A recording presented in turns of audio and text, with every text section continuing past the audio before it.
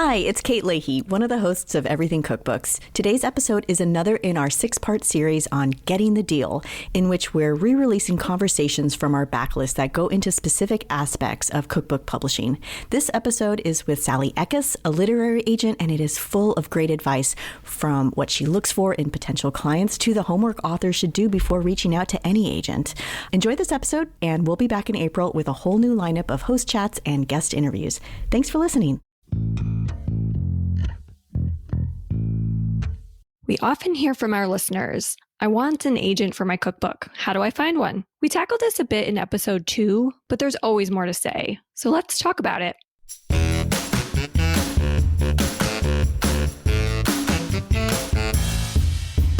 Welcome to Everything Cookbooks, the podcast for curious writers, readers, and cooks. This is Kristen Donnelly, and joining me in this episode is Kate Leahy.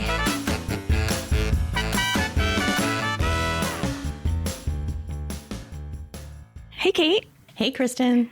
So we both work with agents and we can share our own insights about finding an agent. But to tackle this topic even more deeply, we thought we'd bring on Sally Ekus. I just think it's great anytime we get to pick an agent's brain because I always learn something new. You always have these questions stored up and you're thinking, well, do you need to write a query letter? Do you need to have a social media following? Because sometimes I get asked these questions and sometimes I don't know the answer. We're going to put Sally in the hot seat today. I'm looking forward to it. Yeah. And I think she'll probably talk to us a lot about the value she can provide for an author. And I'm hoping she'll talk a bit about trends just to help people, if they have an idea, help them figure out, is this something that the publishing market wants? I really want to know how she likes to be approached because I think there are a lot of people looking for agents, but is it one of those things where it's, sometimes agents want to find authors on their own? And so then if you are an author and you want to get recognized, how does that work? What do you have to do to make yourself stand out? Maybe you already have a publisher who's interested in talking to you about a book. Then what do you do? Yeah, same. Like, how do you make yourself irresistible? Ooh, I like that. Yeah. So I'll just introduce Sally a little more formally. Sally Ekus is the lead agent and co-owner at the Ekus Group, a full-service culinary agency specializing in literary and talent representation. So that's actually interesting because she's not just a literary agent, but they do offer some other services. She has brokered over 300 book deals with top publishers. She speaks all over the country about publishing trends and agenting and facilitates workshops about the publishing process. To honor the Ekus Group's 40th anniversary this spring, she launched a self-paced online course called How to Write a Cookbook. Hey, Sally, thank you so much for being here. Thank you so much for having me. I'm so excited. This is my dream come true. Well, I'm so glad we could make your dreams come true today. So welcome. Yeah, thank you. You are such an avid listener.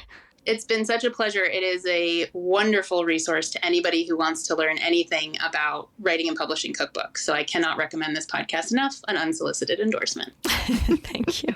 You're the second agent we've had on. The first was Rika Alanik, and she said something, it was our second episode, and she talked about what she looks for in an author is a great idea, a compelling voice, and a solid platform. And we were wondering for you if that rings true. Absolutely. I mean, I think that having all three of those is the winning combination. And like she was saying, some are stronger than others. I will sort of asterisk that really there's also that like non-quantifiable something special that you just know when you see, hear, read, or cook it.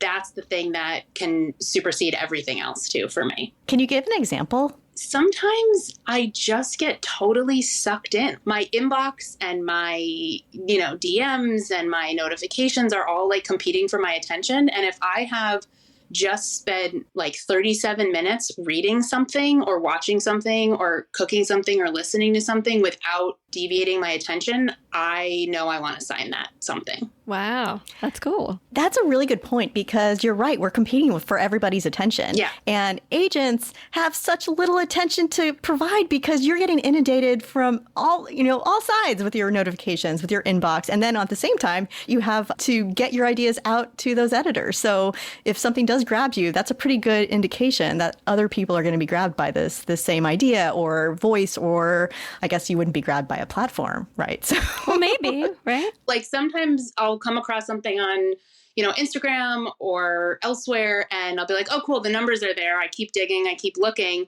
And all of a sudden I'm just like in this rabbit hole of videos or watching somebody eat and talk about what they're eating. I'm like, how did I even get here? Okay, I'm emailing them now. Wow. Yeah. When you say the numbers are there, what does that mean? Let me just also say that as an agency, we have historically done the uphill climb with quote unquote small platforms, which is like hundreds of thousands of followers and under, right? Like that is considered small. It's considered micro. It's considered highly engaged, like however you want to spin it. And big numbers are 500,000 and up, right? Like that's just going to get your attention to stay a tiny bit longer. And by your, I mean like the antiquated traditional publishing industry, but numbers are one part of the equation. They're like really important. They're not the end all be all. Is there like a minimum though that you're often looking for? Honestly, it's either really high, which is like over hundreds of thousands, or it's small and I pay attention for other reasons. And that might be like voice or content, obviously, creativity, or just like uniqueness of idea, or like personality, right? I mean, if somebody's personality is there, it's probably going to show up in the number of followers they have. But if their personality is elsewhere in their cooking or in their writing, then maybe they just got on Instagram or they just got on another social platform, and you got to give them some time. And if if I'm interested, and the platform, and let's define platform solely by numbers for a minute, just for traditional publishers' sake, though I do not think that should be the only definition.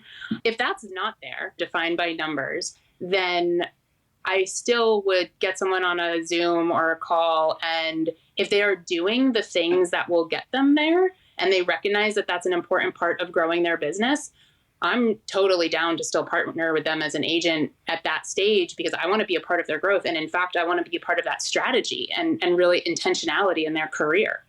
That's so interesting. So it's like, I guess you can see it. Like you said, when you can see that that person is going to grow. It's like they know they need to play in that sandbox, but it's not going to happen overnight. So in a case, is it sort of like as an agent, you see yourself as partnering with somebody for their career to sort of help grow their career so you can strategize with them on what the next career step is? Is that kind of part of it? That's how I like to work and how our agency has historically signed authors. I mean, we like to look for somebody who has that first book, but also has future goals of publishing. That being said, I was listening to a previous episode of the podcast, and you were wondering, I think you asked the question about like, should a restaurant that only wants to just do one book work with an agent? And my answer to that is also yes, because there are so many nuances to collaborations and payouts and partnerships that agents have an expertise in as an author's representative, that whether it's like one book or 5 books, I still think an agent brings tremendous value to the table. Specifically for my author list and for our agency, we do look for long-term author careers. And that brings me to a question Kristen and I wanted to talk to you about, is how do you think agenting has changed since you started working in the field? I mean, is it a lot different even, say, from 3 years ago before the pandemic? What is it like to be an agent today? Oh my gosh. I'm really excited. Like Kristen, you have this incredible course and information available for how to find cookbook agents. Like I was just so impressed that there are so many more cookbook specific literary agents out there. And so for that, that's really exciting. Like our agency doesn't want to and can't represent everybody. I love saying, well, this is really great. Doesn't speak to me. Here's an introduction. Or I really love this. I don't have the time to give it my all the way I like to for whatever reason. So in terms of agenting in the culinary specific space, it's really exciting that there's more options and there's more opportunity. In terms of agenting in, the broader publishing framework, it's one of many challenged roles in the publishing industry. And as a whole, that industry is, experiencing different like demands and challenges and changes, pandemic related, but also not, just in general, as every industry has been changed over the past few years. And, I'm sort of unique and specific in that I was offered an opportunity to work at Lisa's agency, my mom, when I started in this business. And so my access to hyper mentoring as an agent was basically right from the start. So like I didn't have to climb some corporate agent ladder. I was able to, I'm learning still. Like every deal I do is still a learning experience, but I went all in right from the start. and grew from there. So it's a fairly unique opportunity. Did you always know that you wanted to be an agent? No.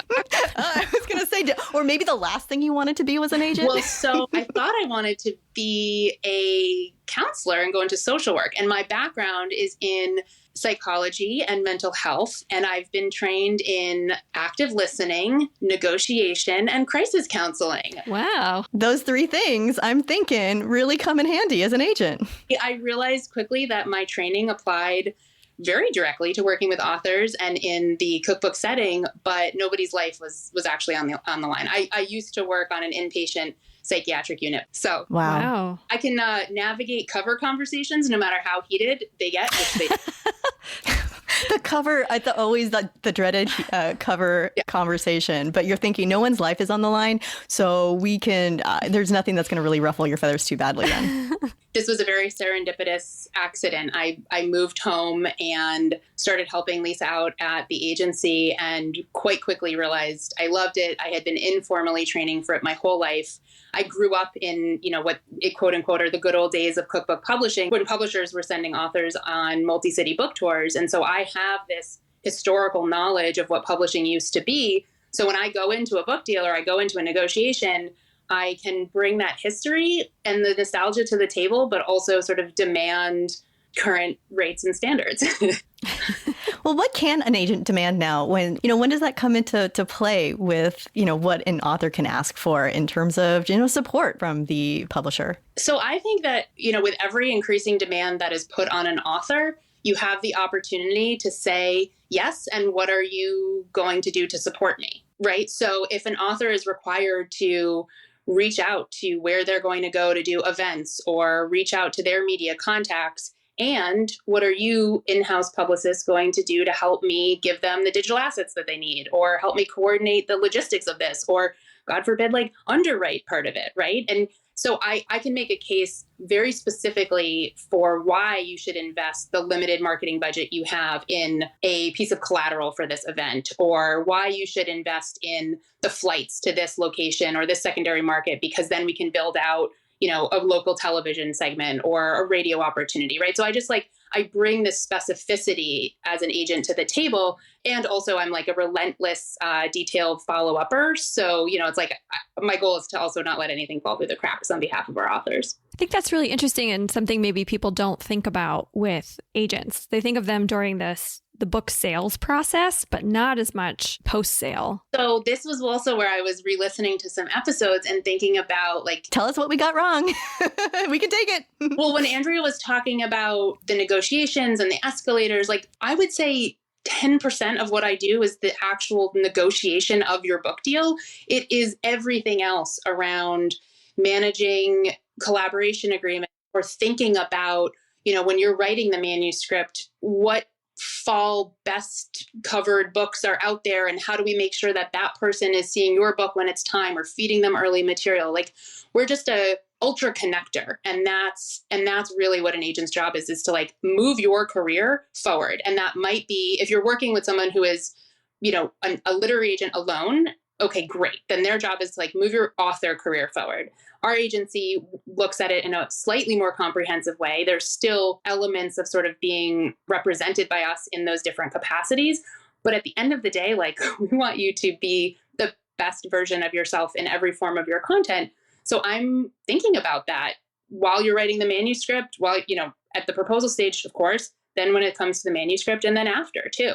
So, we have books that are on backlists and we're still sending them to high profile influencers or connectors to make sure that book stays relevant. Cool. Oh, that's a really good point. We oftentimes on this podcast talk about playing the long game, and you've taken all these years to create a book, and then for it just to abandon that and go on to the next project, sometimes those books really can have long lives if you keep supporting them. Yeah. I mean, you are going to bring that book to life long term, hopefully better than anyone as an author, and your agent's job is to be in your corner and help educate you on other ways to do that along the way.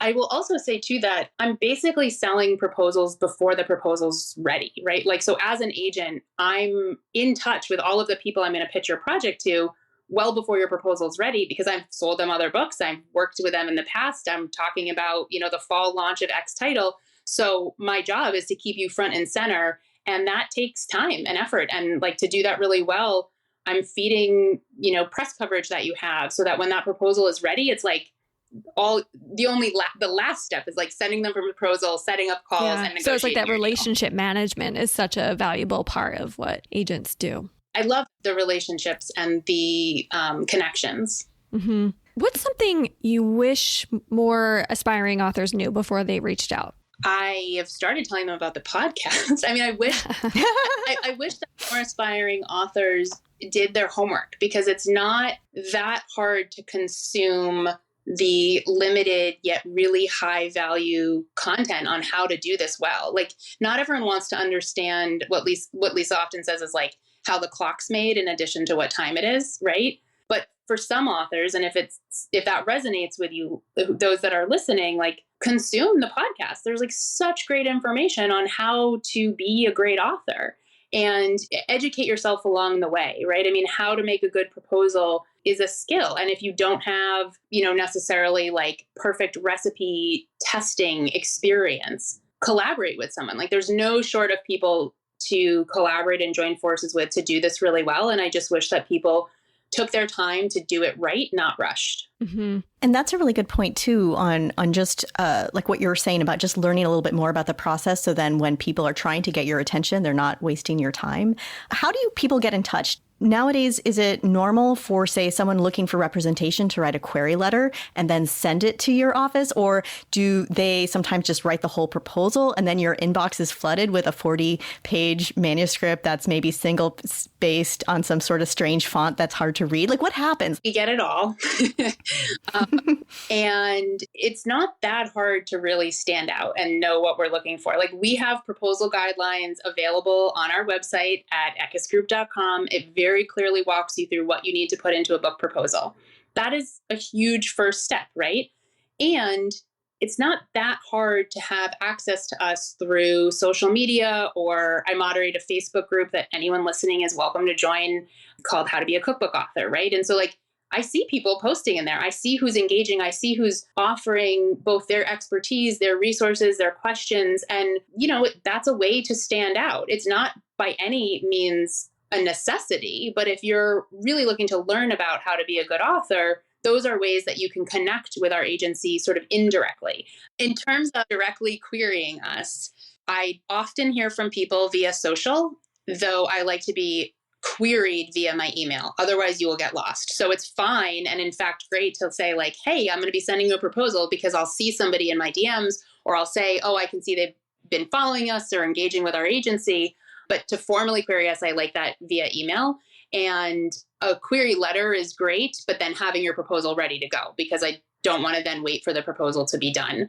And I most recently had the experience where somebody who's taken our workshops and engaged with us via social and definitely been like a colleague online sent me a message saying, I'm ready to formally query you, heads up. And I thought, oh, well, that's a nice way to flag it, right? And, again, like, many agents are not as available online, but our agency, it's not hard to find us on social and like touch us in that way, in a meaningful, connected way. And so, again, also, if you are an expert in your field and your platform is ready to be represented by an agent, it is highly unlikely that we haven't crossed paths in some form. I mean, we are a very collaborative, very supportive agency for the industry as a whole. So if we have never heard of you and you're a complete expert, I've missed the boat, you've missed the boat, I don't know, right? Like, we've probably crossed paths in some way.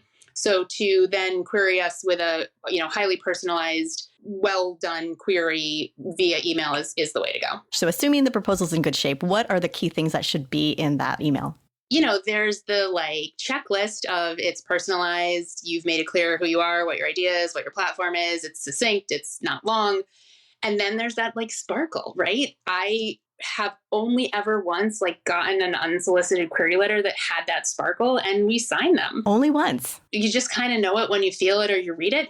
But that's also not to intimidate people. It's all to say that hit the marks, right? Do your homework. Talk about why you want to work with our agency. And probably one of our clients or some our colleagues who we don't represent is gonna give me a heads up and say, hey, this person is querying you. I've been watching them in this space. This is how they're doing what they do really well. Those are the people that our agency at least is really interested in working with, is those industry supporters. I think this kind of reminds me of when people want to freelance and write for magazines, and they query magazines and they pitch them this story that they want to write about, I don't know, their grandmother's noodles.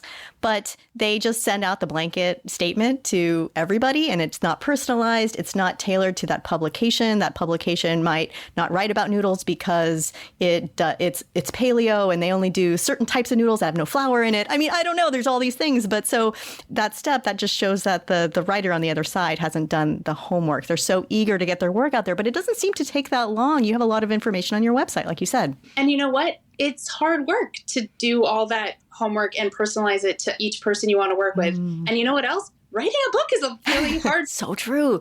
Yeah. Actually, yeah, you've talked about the homework that you sometimes give potential clients. Can you talk about that? I like to see that somebody is going to put in the hard work. So we put people through a really vigorous proposal process, even when it comes into us. Like, not often is it near perfect. So it'll go through a couple rounds of revision. And sometimes the revisions are more labor intensive than others. And if people query me and I'm interested and I have a sense maybe they'd be a right fit for us, and maybe they don't really know what they're getting themselves into and how much work the actual book writing and book promotion and sales process is, I'll give them some homework to do to see, like, when do they follow through? It doesn't have to be right away, but do they follow through is kind of like the lowest bar. And then we work up from there. So I might ask somebody to send me some comp titles that I can run book scan numbers on. So it's like a really practical education moment for them too. So I give them homework, they fulfill it. Okay, cool. And then I educate them back like, hey, you think this book has sold wildly well? Newsflash, publishing is not, a retirement plan. So true. That also kind of builds the type of relationship we might have, and then we go from there. That's a good point. It also sets them up for expectations that they're not going to sell 500,000 books out of the gate. Because I think I worked with a chef once, or a restaurant owner once, and I said, yeah, it'll be really great if this book, sells 20,000 copies.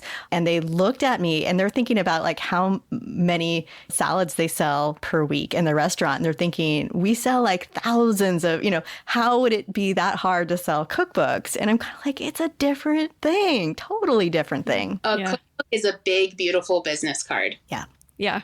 And there are so many wonderful ways to leverage it as such. And if somebody's expectations around what their book is does not fall within that perspective, I'm not the right agent for them.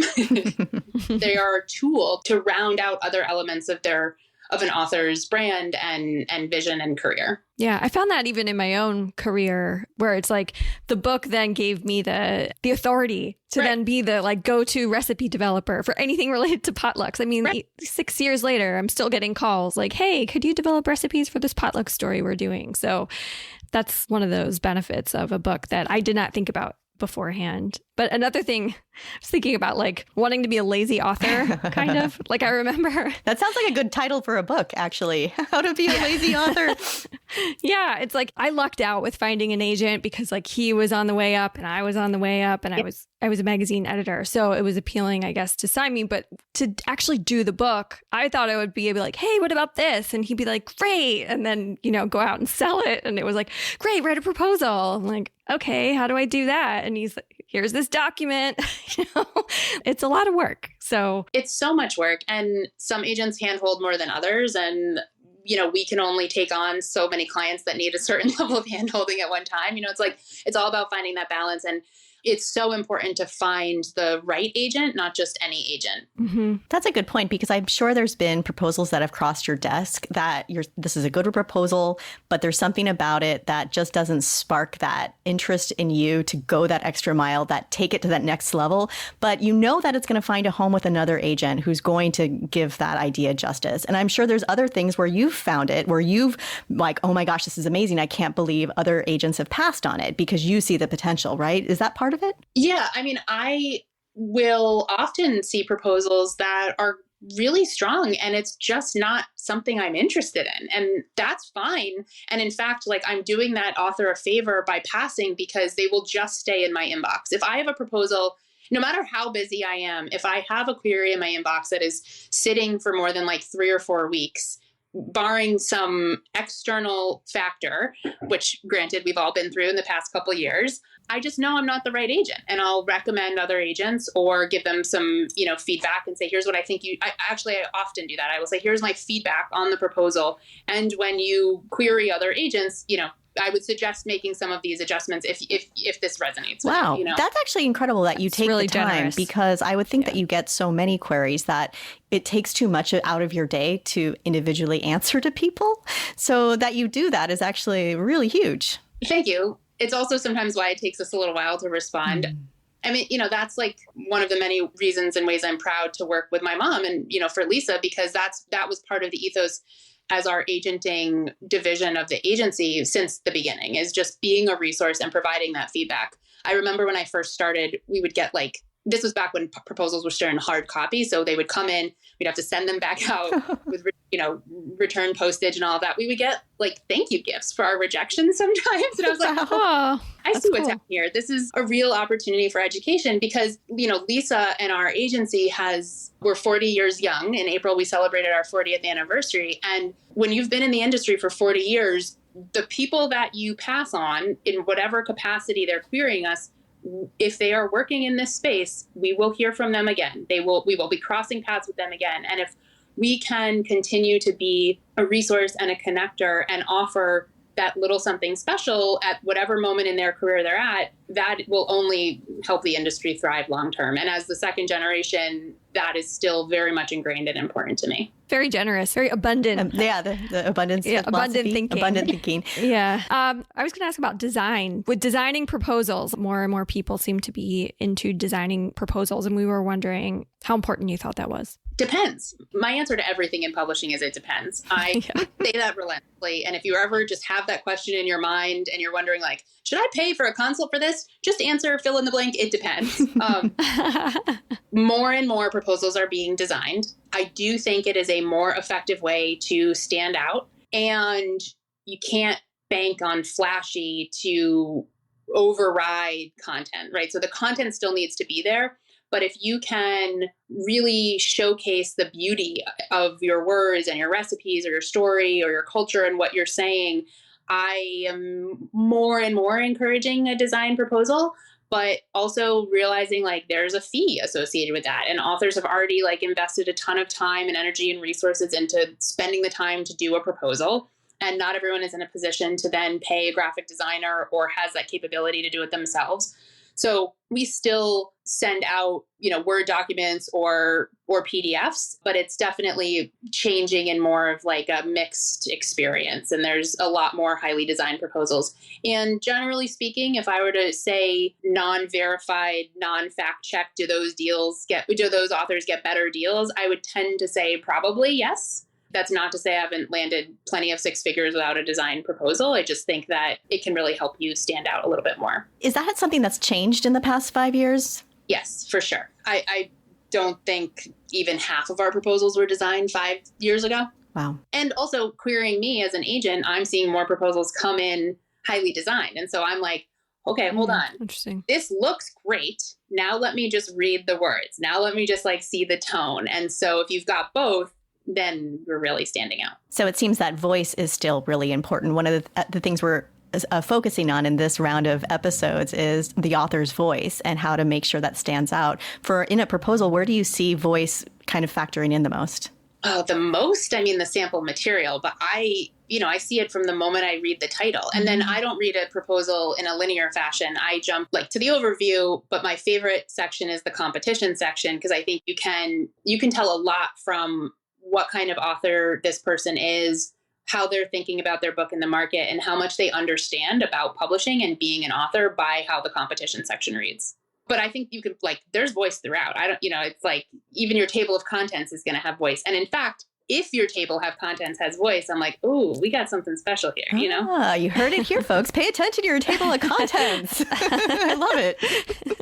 Or you guys did that deep dive into where page numbers should go. That was my ridiculous thing, because I really can't stand it when I can't find a page number. Right? So whether it's a page number, a working title, your table of contents, or your sample material, at every turn, you have an opportunity to showcase your unique you, your point of differentiation. And that is what I love. It's a very tall order. It is almost never achieved like at first draft or first glance. That's okay, but it can be cultivated. That's fantastic to hear. I think those are, I mean, I feel like there's all these sound bites in this interview with you, Sally, that we're going to have to pick out and put on our Instagram. Because I'm like, oh yeah, that's about the clock and how the clock works. I'm like, I'm going to take that. I like it. He's all about just like what time it is. And I'm like, yeah, but what's going on behind the clock? And just to give people an idea of a day in the life or a week in the life as a literary agent. Oh my God. It is reading the queries, jumping over to their social, taking a look around, addressing whatever sort of fire is going on with a current book in production, having a check-in. Like I recently realized like, oh, I have an author whose book, their deal is done, they're writing. I haven't heard from them in a while. And during the proposal and pitch process, we were in touch very often. And they were the type of person that wanted a lot of connection. And that's one of the things that I love about them. I should probably just send a check-in, let's just touch base. And so that takes time. Meanwhile, the fall cookbook roundups are coming out, and it's great to see certain clients that we have on those lists. And I'm sending that out on social. I'm feeding that to other publications. I'm sending congratulations to the author. It's just relentless communication that you're not compensated for, I guess, is the day in the life of an agent. But then also at the agency, I'm the succession plan and I'm second generation. And so working on our agency and our growth is part of my day-to-day and something I really love too. And that also means cultivating other agent relationships and the network. And so I'm part of the AALA mentor program where I'm working with an up and coming agent, and we're learning just as much from one another as, apparently I'm like a more, I don't know, like an older agent or a more experienced agent. And so it's working on behalf of the industry as much as it is on the day-to-day of how to pitch, position, and successfully support our clients. Yeah, because there's not like a college major, as far as I know, like the literary agent. Right? No, but there's some interesting programs. And so the AALA, American Association of Literary Agents, is a great resource, and that should go in show notes. And then there's also, I've been really enjoying my membership with the Women's Media Group, which is anyone that identifies as a woman in media, all forms of media. It's a fairly low barrier monetarily to enter, and there's great networking. So I've been in a virtual Zoom room with the publisher of Source Books and 2 other people, which is not a small thing, Yeah. My day is, networking, supporting, crisis counseling, therapizing, and... Is that a word? Can we let you get away with therapizing? Totally. Okay. Just making sure. Yeah. When you're talking about working in publishing, I mean, what might be next for cookbook publishing? I mean, there's, I went into Omnivore Books over the weekend, and just the fall cookbooks are coming in strong, and they're beautiful, and there's so much more variety than I think there was a few years ago. But where do you see this all going? I mean, every year there's so many cookbooks, and people start thinking, well, maybe there's not enough room for my book. What do you think? I have this conversation every year, right? Is there more space on the shelf? And luckily, the virtual shelf has gotten bigger.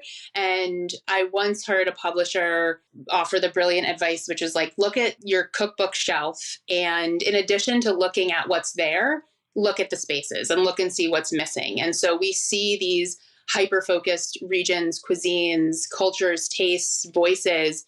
What is yours, right? What is your unique point of differentiation? And equal parts, does it warrant the time, effort, energy, finances to package between 2 printed covers? And if the answer to both of those things is yes, cool. Maybe your book will be coming 2 years from now. That's a very hopeful. I mean, it sounds like you have a lot of optimism. I mean, yes, I have a lot of optimism. What's the alternative, right? I have a lot of, frustrations with our industry as well, but I love supporting and being a change maker in the cookbook and lifestyle space. Absolutely. Is it harder to pitch? Logistically, yes. By nature of consolidation, yes, there are fewer editors. However, the relationships are all still there. So whether somebody is freelancing now and knows exactly how to design this fantastic proposal, and we can do a quick turnaround to help it stand out to their now, still employed colleagues at one of the big 5.5, cool, right? Then I can still work with that same contact and relationship. And so I will always fall on the side of optimism. And is there anything on your wish list right now? Oh, yeah, I should have anticipated this question. And I ask this when I'm pitching editors all the time. Specifically, no, there's nothing on my wish list. What I love getting is the sparkle, right? So if somebody is working on their proposal and they're feeling that like urgency and rush, oh my God, I have to send this off, sit with it, pause, edit it, do the best job that you can do. Unless it is a strictly trend-based book, nobody is going to do your book the way you're going to do it. And if you are meant to be published and published well, then take the time to knock it out of the park with your proposal and then send it to me, because I will pay attention to it and I will be really stoked to read through it. Yeah, it's one of those things with books as a medium where it's like so final. Right. A book you just have to give so much care to. Yeah, I mean, a book is so much work. It's so much energy. It's so much time. It's so much money on everybody's part. So it's almost like I'd rather work with people who aren't sure if they want to, because when they decide that they do, they are going to do it so well. And that's the kind of author I want to offer my expertise and insight to along the way, and connect them and support them and help that grow. It's not to say that people who are dreaming about writing a book forever shouldn't put a proposal together, but there are plenty of resources to figure out if now is the time. And so again, just we say this all the time at the agency: write, not rushed. And you got to love the process. I think, Kristen, you talk about that a lot. You got to love the process, or else it's probably much more fun to keep doing videos or something else. Yeah. I mean, the other thing is people are always like, I've always wanted to do a book. My readers are asking for a book. The first question all the time is like, why do you want to write a book? And every time it has stopped people in their tracks. So if you're listening and you're wondering, like, is now the time? Like, ask yourself, why do you want to write a book? Is a book the right way to deliver this content? The answer might be yes. It might be other forms too, or it might be same content, different mediums at different times. That's the exciting thing. I mean, when I am waiting on a proposal and it finally comes in, I drop everything, right? I get so excited about that person, that content, that pitch. That's when you know it's like, it's gold. I couldn't have said it better. I think we've given people so many good things to think about. And Sally, you've given us a little peek into the secret lives of agents, which I think we all appreciate. Yeah. Thank you. It's my absolute pleasure. And I hope that, listeners can engage with these comments and, tag me. I will respond. I'll answer questions. Like, that's what I love to do. So really thank you both for the opportunity. And people pitch me all the time and I'm like, cool, here's your homework. You could take our course, or you could listen to this podcast for free. I'd start with the podcast and then go from there. I love it.